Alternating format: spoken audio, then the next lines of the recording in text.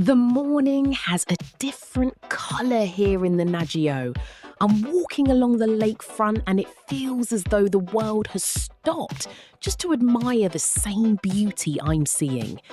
There is sun, a sun that warms the air without any rush, and around me there is only the quiet of water, so clear it seems perfectly still. Tourists pass by, but they don't bring any chaos. Here, everything is orderly, clean, and wrapped in a silence that heals the soul. My mind is opening up. Ideas are arriving one after another, clear and vibrant. 1,000 positive thoughts are dancing together with the reflection of the light on the water. It's a state of mind I haven't felt in a long time. The feeling that everything, quite simply, is exactly where it's meant to be. I am happy. It isn't an exhausting euphoria, but a deep joy.